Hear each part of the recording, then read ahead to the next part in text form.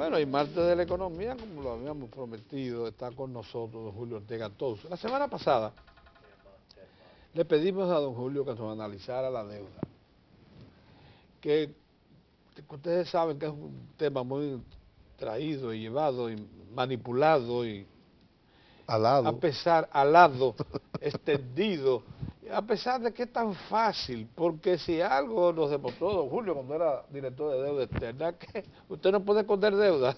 No. Los bancos no juegan con eso, ni las instituciones multilaterales. El que quiera saber la deuda nomás tiene que acudir a esos centros de registros estadísticos que inmediatamente... Banco Mundial, Banco Mundial y con informaciones muy claras. Disponibles. Entonces, hemos visto que ha salido, ahora se está poniendo en claro que la deuda dominicana la deuda externa dominicana es apenas 21%. El señor Bernanke cuando dijo que debía ser un 20%. ¿Quién?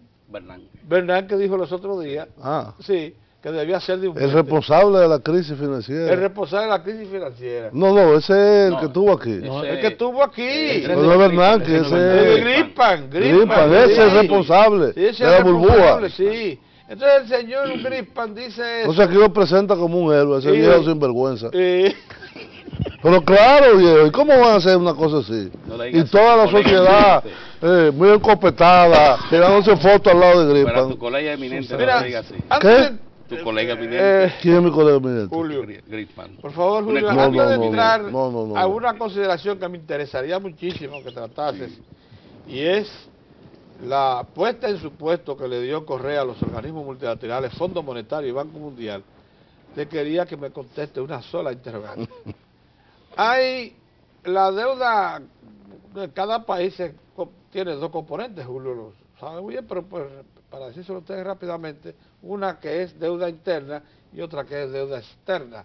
Regularmente cuando se habla de deuda, se habla de las dos. Deuda pública. Consolidado. Y entonces se dice deuda pública. Pero hay otra. Sí.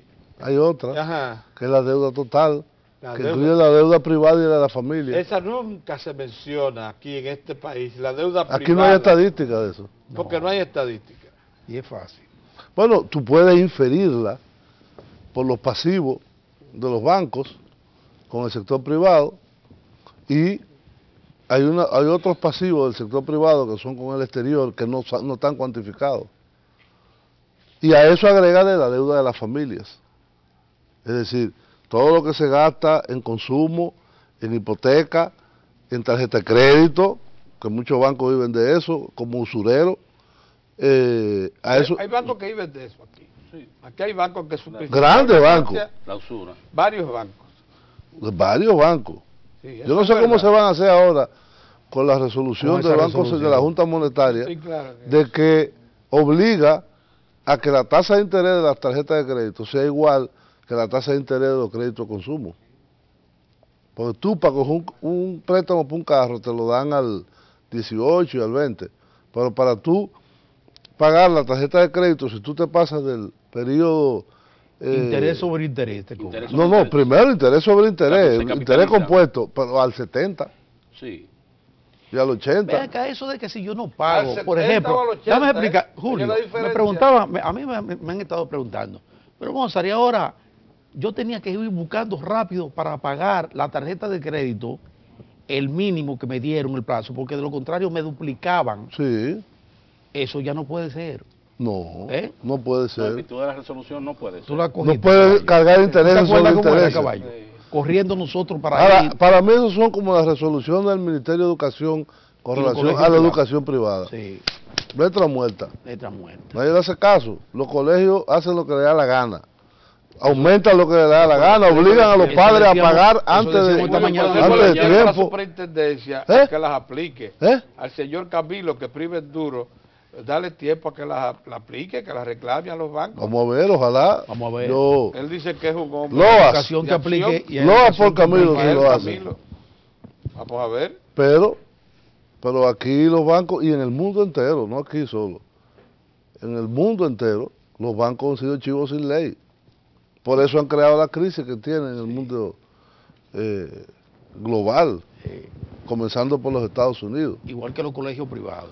No, los colegios privados, eso es inaudito. Aquí hay que pagar. Extorsionan a los niños. La clase media tiene que pagar. Muchos de ellos. Un año adelantado. Tú tienes que pagar por adelantado. El próximo, ya tiene que estar saldado, si no, no te lo aceptan.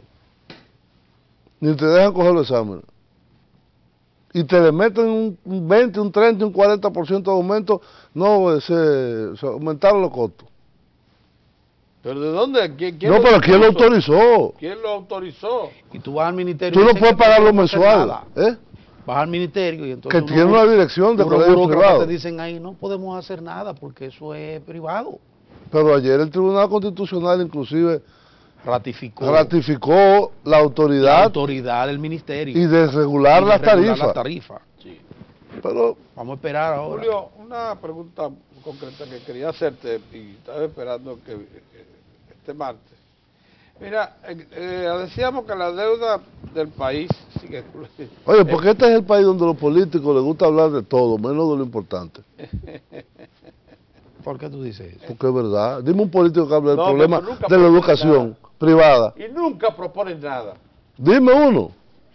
La educación privada es casi un 40%. Un 40%. De la educación. Así porque no, que los grandes no son los grandes, son también los medianos. No, hombre, eso es muy llamado tuyo. Un obrero de aquí, con relación a de Villa Francisca y de Villa Consuelo, o Villa Juana, hace un esfuerzo enorme por mandar a su niño al colegio. Tiene que dejar casi la mitad del salario. ¿Sabe por qué? Porque no confían en la educación pública. Porque los maestros de educación pública, lo primero que hacen es que a las 11 están mandando a los muchachos para la casa. Oye, entraron a las 8. A las 9. Ellos dan muchísimas vueltas y cosas que las clases comienzan a las 9 y ya a las 11 lo están despachando los pobres. Entonces se dieron cuenta de que lo están tomando de tontos. Que están haciendo un gran esfuerzo para mantener a esos muchachitos con uniforme, desayuno, zapatos, ellos que dicen, no, pero vamos a hacer la cosa. Entonces hacen un esfuerzo enorme para mandar al colegio del barrio. Por eso tú dijiste que es el 40% de la educación privada. Sí, es más o menos eso. 40%. Julio, vamos con Correa ahí. Yo antes de pasar donde Correa, por favor, una cosita rápida. Es realmente una confusión que tengo. Julio, la deuda externa es un 21 y fracción. La deuda interna es de 11 y fracción. Suman 32, 33, las dos juntas. Bien, pero la deuda interna, hay una parte de ella que se refiere a la deuda del Banco Central. La que tiene el Banco Central con los depositantes que tienen su dinero en arcas, que la tienen en bóveda, esos dineros están en bóveda, no se han tocado, pero ganan intereses. Pero eso no es deuda. Pero eso por eso está calculado como deuda, Julio. Es el 6% del 11. No. Lo que yo entiendo que debe estar calculado como deuda es el balance del rescate bancario del año 2003. Sí, eso sí. El pendiente, el que todavía queda. Es decir, porque ellos hacen las emisiones para neutralizar los efectos monetarios. Que se inscribieron como pérdida. Como pérdida del Banco Central. Bien. Sí. Cuando concluya la ley, es así como exactamente ya como usted lo dice, en 2 años, hay que suponer que ese 6% habrá que rebajárselo a la deuda interna. Sí. Pero además que bien. Si está calculado así, como tú dices, no hay problema. Si lo calculan sobre los depósitos captados por el Banco Central, eso no es deuda pública. Por eso que te la llevan, tú no te has dado cuenta que hay economistas que la llevan al 46 y no al 32, punto fracción, casi 33.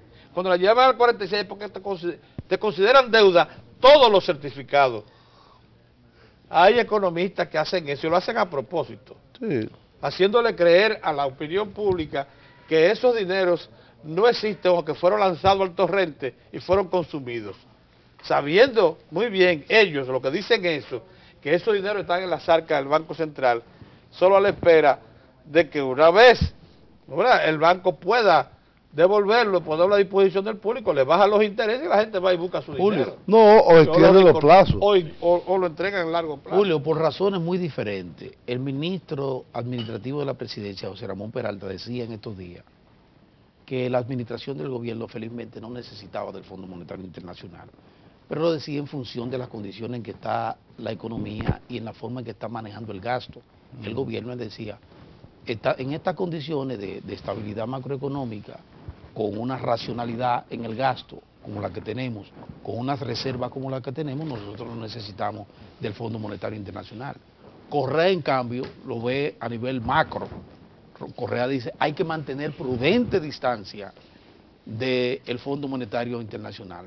Yo en mi administración he sido un mal alumno del Fondo Monetario Internacional y sin embargo me ha ido excelentemente bien. ¿Cómo tú interpretas esos dos elementos de dos economías similares con la República Dominicana? La declaración del ministro Peralta sí, es una declaración puntual sobre el gobierno del presidente Medina y la relación del país en esa administración con el FMI, o por lo menos lo que va de administración. En lo que va de administración.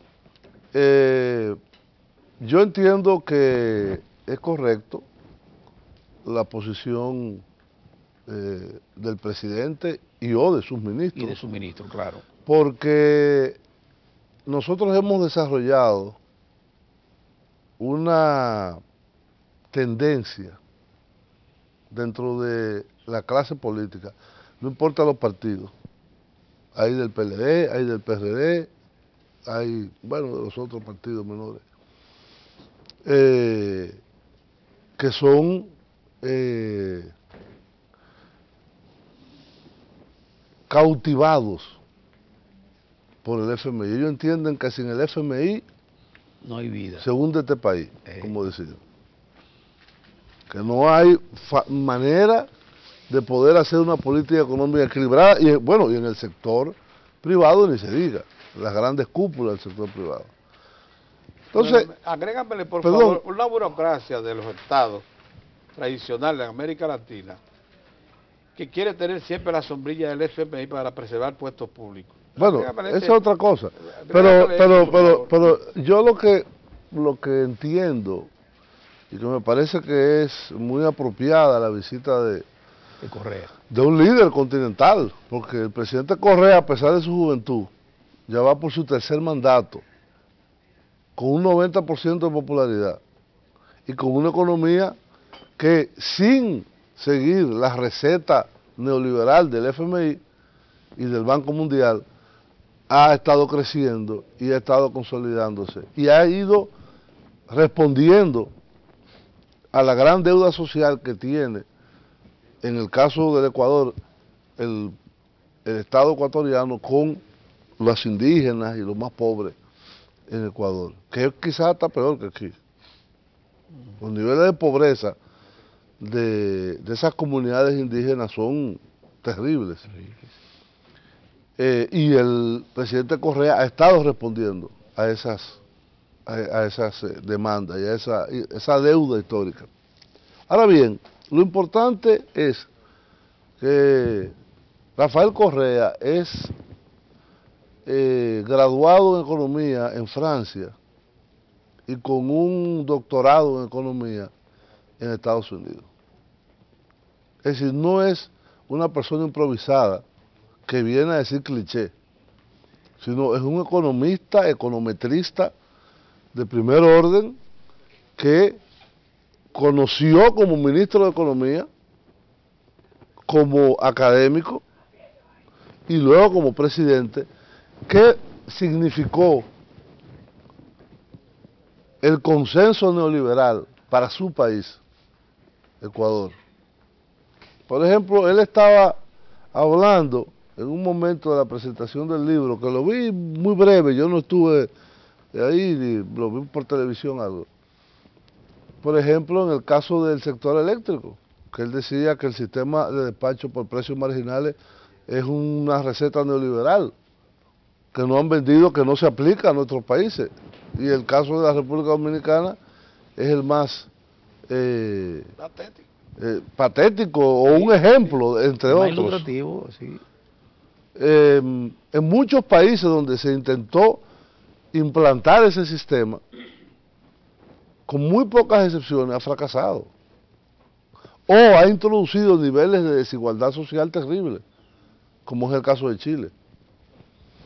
Lo que tenemos que plantearnos con la presentación de ese libro, que es la experiencia del Ecuador, que él llama The Banana Republic a no república, es decir, a destrucción prácticamente de los conceptos republicanos de gobierno. Ecuador llegó a un fondo tal en los años finales de los 90 que tuvo que apelar, y él mismo se refería al tema ayer, a la dolarización. Y todavía la economía ecuatoriana no tiene soberanía monetaria. Es una economía dolarizada, donde las transacciones se hacen igual que El Salvador. Sí. Pero El Salvador no fue porque hizo fondos, sino por elección ideológica del gobierno. Y hoy en día tiene un gobierno salido del Frente Farabundo Martí de Liberación Nacional. Y no puede liberarse del dólar. Lo mismo que Panamá. Panamá ya desde sus orígenes. Entonces, yo creo que ese libro, su presentación, es una experiencia de cómo las recetas o los 10 principios, el decálogo llamado, del consenso de Washington, que es el resumen, el sumum de la política neoliberal para América Latina desde los años 80, que fue inaugurada por la recientemente fallecida Margaret Thatcher y Ronald Reagan, tuvo unas consecuencias devastadoras en las economías y en las sociedades de América Latina. Si bien se logró salir de la hiperinflación que caracterizó el periodo anterior del populismo, el populismo de derecha, yo lo llamaría, como en los casos de Argentina, de Brasil, México, y todo, bueno, no digamos en el caso de Perú y de Bolivia también, el caso de Ecuador.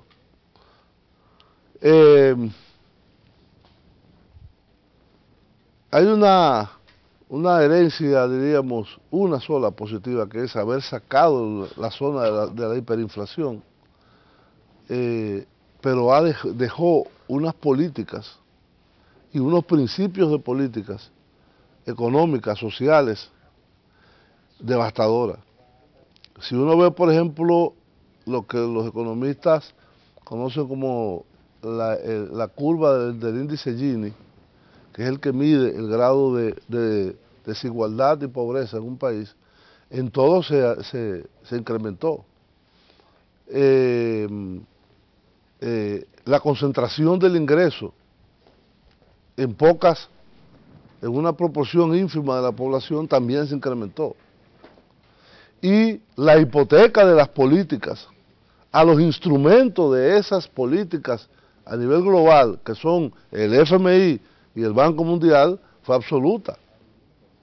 Al punto que aquí nos hemos pasado casi 10 años con acuerdo con el FMI, corrido, uno atrás de otro. Y hay personas que piensan y que todavía hoy consideran que esas son las únicas políticas posibles. Seguir atado a las políticas del FMI. Pero en América Latina, en general, se ha desarrollado una tendencia representada por muchos, por Lula, por Correa, por muchos otros corrientes políticas, por evidentemente Chávez y la Revolución Bolivariana, que han dicho no, ya está bueno. Argentina y Brasil le pagaron todo lo que le debían al FMI, todo, tenían las reservas y dijeron, mire, yo le debo 20.000 millones, tengan. Ahora Brasil es aportador de recursos del FMI. Entonces, el Banco de Desarrollo de Brasil, el fondo disponible para crédito es más grande que la disponibilidad del Banco Interamericano de Desarrollo. Sí. Entonces no, lo que quiero decir es... Se acabó el juego. Lo que quiero decir es decir, el FMI y el Banco Mundial definen las políticas. El FMI como la cúpula el Banco Mundial como el ejecutor, y después tienen soldaditos regionales, sí, entre ellos el Banco Interamericano de Desarrollo. sí. Y el darme arriba el fondo. El fondo y del fondo del Tesoro. El tesoro de los Estados Unidos. Julio, entonces esa ha sido la ecuación, y yo creo que es muy oportuno sí, la presencia del presidente Correa y la presentación de su libro, sí, y muy inoportuno las impertinencias de preguntas que le hicieron aquí. Lo querían meter en el patio. Una barbaridad. Yo no sé cómo al presidente Correa no lo entrevistaron aquí en el Canal 4, que es el canal del Estado. Yo no entiendo eso. Bueno, Palacio prefirió otro. Por el rating, la gente de información de Palacio. No, por el rating. El rating. El rating. Bueno, pero que una entrevista a Correa la ve todo el mundo. Aunque sea en el canal 42 de la Romana. Sí. Bien, pero Julio, claro, es así. Agradecemos mucho tu presencia, pero llegaste un poquito tarde y ahí está Leonel Carrasco, nos está esperando. Que por cierto... No, lo que pasa es que yo no sé, abrieron el metro en la Kennedy y ahora yo tardo más en llegar. ¿Cómo la cosa? ¿Pero por qué? No sé, hay más tapón. Te levantaste tarde. No, hay más tapón. No, lo que ocurre es los trabajos Yo estoy despierto de las 4. Es los trabajos que ya están terminando, lo de la casa, que te han afectado varias intersecciones, pero ya están terminando. Bueno, esta semana es sí, crucial ya para eso. Sí, mientras no se termine ese trabajo Sí. de la casa. Hay mucho desvío. Hay mucho Sí, desvío. sí. En Y eso la te prolongación altera Rómulo el Betancourt flujo. No, pero es la Kennedy la que yo digo. Y también, Sí, que te afecta, están las pero eso interferencias. afecta y está Te afecta, interconectado. te afecta. Julio, el martes vamos a seguir hablando y profundizando un poquito más en estos temas. En particular quiero que por favor insistas en la deuda. En eso nos puede echar muchas luces. Por cierto que me gustó mucho la expresión del presidente Correa cuando después de un ballet folclórico y de la presentación de una cantante ecuatoriana, nuestro querido amigo Temilto Clemontá presentó el libro y dijo, después de esto, después de haber visto este ballet y esta cantante, hablar de economía es una violación a los derechos humanos. Julio, pero tú sabes que eso es cosa de economista. Oigan esto, eso es cosa de economista. Déjalo de esa tamaño. Ingeniero, sabe bien, mira cómo se ríe. Acérquese por aquí para que disfrutemos de este ambiente y así no tengamos que pasar oye, como dice, anuncios y cosas. Mire, pero pregúntele usted mismo, porque aquí está el ingeniero. ¿Qué pregunta qué? ¿Por qué usted no ha sentido, como usted dice, después de la entrada de la segunda No, línea? yo veo más tapón. No, pero entonces se lo voy a preguntar. Venga, entonces ingeniero, a Leonel. Porque, oiga una cosa, ingeniero. No. Hay un ingeniero será usted. Óigame. Más ingeniero será usted. Déjeme decirle que... Ahora te pueden decir... Buen día, Leonel. Buenos días, Leonel Leonel Carrasco. Bueno, incluso yo me prometió un fílmico que trajo de 6 minutos que dice que es sumamente ilustrativo. 4. Sí. Mejor todavía. 4 minutos. Pero yo quisiera que ustedes le contesten de inmediato. Se está quejando, Julio. No, yo lo que leí es que la línea 2 está transportando más gente que la 1. Y ha bajado al inicio, ¿no? Comparando los dos inicios. Sí. Y que lo que yo le decía a ustedes, hay un valor de sinergia. Es decir, tú no puedes decir, la 1 transporta 100 y la otra 100 van a ser 200. No. Es decir, la incorporación de un intercambio te multiplica no por 1, sino por 2 probablemente. Así es. Es decir, podría llegarse a 300,000. Sí, pero eso con el tiempo, cuando se vayan acoplando la costumbre y también las cercanías que tenemos de los usuarios. Nosotros nos hemos sorprendido porque la línea 1 comenzó con 16,000 pasajeros diarios y ya tiene 120,000. Y la línea 2 comenzó con un experimento al día de 100,000 pasajeros. Entonces ahora... Eso te digo, en un año tendrá 200. Pero lógicamente que eso fue una burbuja porque hubieron muchos eventos con muchos aéreos que terminó una tragedia, lamentamos mucho eso. Pero ahora, con la Feria del Libro nosotros vamos a hiperbolizar. Tenemos una afluencia de 170,000 pasajeros a diario ya. ¿En la 2? En las dos líneas. Okay. 170.000, quiere decir que ya estamos lo que habíamos vaticinado, que en un año iban a haber 200.000. Ya en menos de un mes hay 170.000 en las dos líneas. De forma que nosotros vamos en una proyección que nos deja la bola en la mano, como se dice, porque nosotros creíamos que íbamos a tener menos pasajeros. Esa es la famosa de la María Montes, esa, la que tiene los 3 niveles. Sí. Una que tiene 3 niveles de línea, porque hay una tercera línea que ya está lista, la María Montes. El andén fue construido para la tercera línea. Sí, está sepultado ya, sí, cuando... Será que está en el 9. La que está en el 9. Que va a seguir hacia los alcarrizos. O sea, tiene el andén de la tercera línea listo ya, sí, preparado para recibirla. Es que esto no, los metros, como dijo aquí precisamente Julio, que lo vivió cuando estudió en Europa, nunca paran. No, siempre claro, están en construcción. Mira ahora cómo está. ¿Cuál es el total de desplazamientos que se generan aproximadamente en la ciudad de Santo Domingo? Pasa del medio millón, muy lejos. Es decir, que si el metro transporta en un mediano plazo 250.000, estará transportando un tercio casi de lo... Sí. La población, y si se extiende más. La idea es extender la segunda línea, por cuanto ahí la provincia de Santo Domingo queda dividida en los 4 puntos cardinales, desde el Santo Domingo Norte al Gran Santo Domingo y de Santo Domingo Oeste a Santo Domingo Este completamente.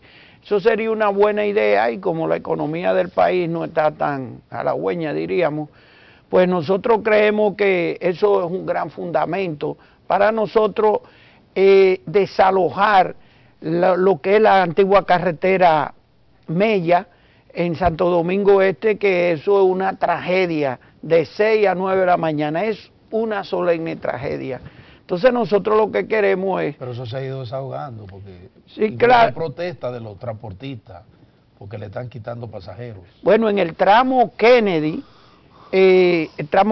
Quinto Centenario, Padre Castellano, sí, pues ahí ya la ruta larga la han tenido que acortar, porque en el metro es más rápido. La gente aborda el metro, más barato. Sí, más rápido, más barato y más seguro. Pero también la gente de Los Minas cruza el puente a pie, a tomar el metro. Y de los 3 Brazos también, no únicamente de Los Minas, sino también de los 3 Brazos. Podría ocurrir como en los países desarrollados, que la gente camine varias cuadras claro, más o menos. Para coger el metro. Sí, mire, don Pedro, yo quisiera que el señor director nos pusiera un resumen que hizo una periodista del hermano canal Telecentro, Canal 5, que no la ponga, que dura unos 4 minutos.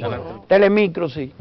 Que dura unos 4 minutos, y ahí vamos a ver y vamos a escuchar un análisis muy juicioso que ha hecho esa periodista, y además vamos a oír las voces de los usuarios, las voces del pueblo. Muy bien. Vamos a ver, señor director. Si dele para adelante, que eso es interesante. Con el audio de ella. Los testimonios son interesantes. Póngale el audio. Vamos a ver. En medio de las dificultades económicas que se desenvuelve la clase baja de la República Dominicana, un ahorro de casi 3.000 pesos al mes es sumamente significativo cuando se toma en cuenta que el sueldo mínimo de un trabajador en el país no alcanza los 8.000 pesos. Para José López, la segunda línea del metro ha sido la salvación. En el caso mío, ejemplo, en el día de ayer tuve que movilizarme a Villamella. De Villamella yo pude venir hacia acá solo con un pasaje. Yo te vi en el metro. Ah, ¿cómo estás manejando? Es una noticia. El valor que tiene esta nueva línea del metro es incalculable. Si eres de lo que tiene que comer fuera de casa y pagar pasajes diariamente, lo que en buen dominicano son 2 de las cosas que hacen que tu salario se convierta en sal y agua. Mucho, realmente, mucho. Porque cuando yo pagaba 220, ahora estoy pagando solamente 100. Siguiente estación, Eduardo Brito, cercana al puente Francisco del Rosario Sánchez. Además de la economía que representa este nuevo medio de transporte, el metro es calificado de eficiente, higiénico, rápido y seguro. O sea, me ahorro tiempo, llego más temprano y salgo más tarde de mi casa. Bastante tiempo, que se duraba más de una hora. ¿Qué hora? ¿Más de una hora? Más de una hora, hora y media, ¿no, verdad? Ahora es más rápido. Muy importante, es fácil, más seguridad también y sobre todo no se ahorra mucho también. Construido a un costo de más de 34.000 millones de pesos, inaugurado el pasado 1 de abril por el presidente Danilo Medina, recorre unos 13 kilómetros y tiene 14 estaciones que interceptan importantes vías de la capital. Mueve aproximadamente 90.000 pasajeros al día. Es la primera vez que yo me monto en el metro de Santo Domingo y la verdad es que he quedado profundamente impresionado. Es una obra formidable que no tiene nada que envidiarle al metro de ningún país desarrollado del mundo. Nosotros hemos puesto a funcionar esta línea número 2 y nos ha sorprendido. En la primera semana que actuamos 6 días y medio, pues se montaron encima cerca de 1 millón de pasajeros. Abordarlo tiene un valor de 20 pesos, sin importar la lejanía de su parada. Esto ha motivado que propietarios de vehículos opten por dejarlos en sus casas y tomar el metro. Yo creo que es una tremenda oportunidad para los ejecutivos economizar combustible, dejar la comodidad típica y entonces nuestra familia no puede llevar a la parada del metro, dejamos el carro en la casa y probablemente el ahorro de combustible que necesita el país se puede experimentar. En otras ciudades del mundo, a diferencia de República Dominicana, el tren es un medio de transporte usado por todas las clases sociales. El metro es una obra de transporte público que está dirigida a la población completa, porque en los países, en las grandes ciudades, todo lo usan los ejecutivos.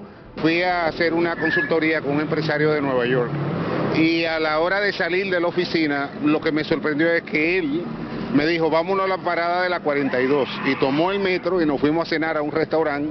Ha sido efectivo en los países donde funciona, no solo por lo que se ahorran los ciudadanos, sino por el tiempo y la calidad. Ojalá que el gobierno se esmere y haga otra línea, que sea la línea que venga de allá, para ver si se acaba con toda esta ratería de estos sindicalistas. No tenemos nada que envidiarles a Estados Unidos. Las condiciones al viajar les permiten a sus usuarios un mayor confort, cuidado y distinción. Esta parada tiene un elemento especial que la distingue de las demás, y es que aquí se entrelazan la línea 1 y 2 del metro, lo que le permite a los usuarios cruzarse de un tren a otro sin la necesidad de pagar un nuevo pasaje. Desde la parada del metro de Santo Domingo, Juan Pablo Duarte, Mayra Ogando, Objetivo 5. Muy bien, yo creo que ese es el tipo de reportaje que uno ve a cada momento. Aquí se hacen iguales también, a cada momento. Pero lo que pasa es que ese es bastante completo porque da una visión global. Sí. Bueno, Julio, eso lo has vivido tú mejor que nosotros, que te formaste por allá afuera. Es así. Sí, allá por ejemplo, en Nueva York y ahora que aquí no son hora pico, uno punta, pues uno ve a muchísima gente con su saco y su maletincito que salen de oficinas importantes, hasta del famoso periódico ese que queda por la 42, ahí, el New York Times, y de otras grandes empresas y bancos. Yo lo he visto ahí apretujadito con su maletín, porque le sale más rápido, más económico. En Nueva York, la avenida, esa avenida que cruza Manhattan entero, pues caramba, esa avenida está taponada también hasta las 4 de la madrugada. Es una barbaridad, Nueva York. No, pero en Japón yo vi, en las horas pico hay tanta gente en el metro y en el tren, que hay empujadores. ¿Ah, sí? Hay unos tipos uniformados que van empujando a la gente. Sí, que trabajan entra. Y pues ¿sabes que yo viví eso? Pues no me acuerdo los empujadores. Yo me monté en el metro de Tokio y si tú no entras rápido, caballo, te dejan esperando como 2 horas ahí. Porque eso es tan pronto y ¡ra! Muchísima gente, mucha gente. Al parecer temas como las rutas alimentadoras que uno ansía tanto y uno viene proclamando la necesidad de su incorporación, parecería que vamos a esperar ya la ley esta, que se apruebe la ley de tránsito y transporte, ¿verdad? Para implementar cuál va a ser el mecanismo de incorporación del sector privado, de los empresarios del transporte a lo de la ruta alimentadora. Por ahí va el asunto. Sí, así es. Nosotros ahora mismo no la tenemos en nuestra agenda inmediatamente, porque, mire, mañana hay un acontecimiento interesante. Nuestro Senado tiene una comisión de transporte y mañana va a haber una vista pública en la biblioteca Pedro Enrique Ureña. Yo creo que estamos todos invitados, todos los transportistas, tanto nosotros los que dirigimos el transporte, como los empresarios y los otros que se llaman sindicatos también. Ahí vamos a tener un tete a tete, como se dice allá en el mundo de don Julio, y que ahí lo vamos a buscar una solución al problema. Yo creo que esa ley que va a renovar la ley 241, una otra ley ya que tiene casi medio siglo y que se necesita reformar porque esa nada más ve el tránsito y el transporte, para que entonces haya una autoridad única de transporte o un ministerio donde uno pueda imponer la dictadura de la ley, el peso de la ley, y venga ya de hecho una reorientación del tránsito. Sin dispersión. Sí, claro, y sin este caos que hay, toda esta gente pasando en rojo para disputarse un pasajero, todos estos motoconchitas como cabras sin ley. Nosotros creemos que eso es importante, entendemos también que tenemos que ir despacio y ser flexibles con nuestros transportistas que tenemos, porque es un producto de nuestra sociedad, y que eso no se va a cambiar, haya o no haya la ley, de un momento hacia otro. Eso debemos de ir despacio, uno comprender la situación que hay en nuestro país, de desquiciamiento de las personas que no respetamos las leyes. Eso es la verdad, Londa y Moronda, que no respetamos. Hay un reportaje hoy en Diario Libre que relata cómo la población que reside en los alrededores de la línea 2, incluyendo los que cruzan el puente a los nuevos usuarios. Los nuevos usuarios se comportan inmediatamente igual que ya los educados de la línea 1. Entonces, ¿cómo es la cosa? ¿Y cómo es que hay una transportación? No, pero es que la gente ahora el personal adecuado, don Pedro, que quien se comporta mal no son los pasajeros. No. Son los transportistas. Quien arman el caos son los choferes, y los motoconchistas, y los delivery y todo eso. Sí, claro. Ellos son que arman el caos, no son los pasajeros tan resignados a montarse que se les rompa la ropa, etc. Pero cuando tienen un medio óptimo, como es el caso del metro. Usted cree que es relajo, pero yo he visto a los pitchers sacando el pie derecho para doblar a la derecha. Pero el pitcher no es pasajero. Fuera de la guagua. Qué barbaridad. Para decir que va para allá. Yo cuando venía para acá ahorita, mira, cuando yo venía por acá, uno de los dueños del país, que tiene unos letreros atrás que dice fuera la barra. Sí, fuera la barra. Se paró en el medio, esperó un pasajero que vio de lejos y casi arma un accidente. Aquí, en la esquina de aquí. Eso es terrible. Sí, eso tenemos que mejorarlo, lógicamente. Yo creo que con la nueva ley que va a controlar todo absolutamente. Ahora, la ley sin aplicación estricta. Estricta. Nadie la va a respetar. Sí, porque la actual no la respeta. El metro, algo que contribuye es que tiene un personal Vamos a solicitar a Hanley, si Hanley se reconvence, echa hacia atrás y acepta el metro como una realidad. Para ponerlo en la MET. Para volverlo a traer a la MET. Porque como no, pero la idea de la ley es fusionarlo todo, ¿no? Sí, pero además de fusionarlo todo, el Estado va a retomar la fiscalización también de los corredores y las rutas, y armonizar con lo que nosotros tenemos, y hacer un proyecto ordenado donde no se vean toda esta locura de uno parquearse en las aceras, de uno tomar las áreas públicas como que eso es mío. Sí, entonces yo creo que la ley... Bueno, que no hay acera en este país. Bueno, pero que la ley también va a regular eso, porque una ley de tránsito y transporte. ¿Entiende cómo es? Como la que tenemos es una ley muy vieja, que en ese tiempo no había luces direccionales. En una organización como Arroyo, 2 segundos, bueno, viví 30 y pico de años ahí. Cerca de mi casa yo me quedé sorprendido cuando intenté volver a salir a caminar y encontré que en medio de la acera, el constructor de un edificio de apartamento... ¿La tomó de depósito? No, plantó árboles en medio de la acera para que no la usen, para que nadie pueda usar la acera. Para eso oye, pero te voy a decir una cosa, a cada también... Plantó árboles, una ley de tránsito y transporte no debe sustituir los ayuntamientos. No. Porque los ayuntamientos tienen un rol fundamental. Son los gobiernos locales. La acera, por ejemplo, el problema de las aceras y de la regulación del tránsito y los espacios de estacionamiento o de parqueo o de parquímetros, etcétera. El ayuntamiento lo tiene que hacer. Claro que sí. Sí, pero la ley no contempla eso. La ley lo que contempla es una sanción de usted coger un espacio público como la acera y también como las calles, las calzadas. Uno no puede pues estacionar vehículos en una arteria que no amerita uno de los dos lados parquear vehículos, pese a que hay un letrero que dice no estaciones, no importa lo estaciones. Entonces de lo que se trata no es, don Julio, no es de quitarle la autoridad y prerrogativa a... No, digo que debe ser combinado. Sí, claro, porque el ayuntamiento... Yo, por ejemplo, recuerdo cuando yo viví en Bogotá, una de las campañas más importantes que tenía la alcaldía de Bogotá era la recuperación de las aceras. Porque las aceras eran como aquí. Tú sales aquí en cualquier calle y la gente no puede caminar. Bien, señores, miren, qué buena reflexiones hemos hecho hoy, muy prácticas, nos hemos encuadrado. Hemos aprovechado lo que son las experiencias públicas y por eso creo que le hemos sacado mucho provecho a la presencia tanto de don Julio como de don Leonel Carrasco, nuestros amigos y asociados, que hacen un esfuerzo enorme por estar con nosotros todos los martes, cosas que agradecemos infinitamente. Y que yo supongo que ustedes, amigos televidentes y radioescuchas, también agradecen profundamente. Así que gracias a los dos de nuevo.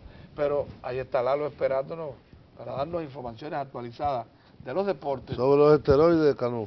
No es cierto. No, eso es para dañar la imagen de muchacho. Responde al señor la preocupación. Fue lo que yo leí. Oye, le tiran desde que ven que vuela alto. Desde que vuela alto. Fue lo que yo leí. Los dominicanos comienzan a buscarle cosas. Fue lo que yo leí. El asunto es el dinero que hay que darle. Hay que darle el problema. Hay que buscar, hay que comenzar a buscar naturalmente cómo se le baja el precio a Cano. Exactamente. Ahora mismo, el hombre que más dinero deberá conseguir en un contrato, claro, que no va a pasar al de Alex Rodríguez, pero de los jugadores que ahora mismo hay para firmar,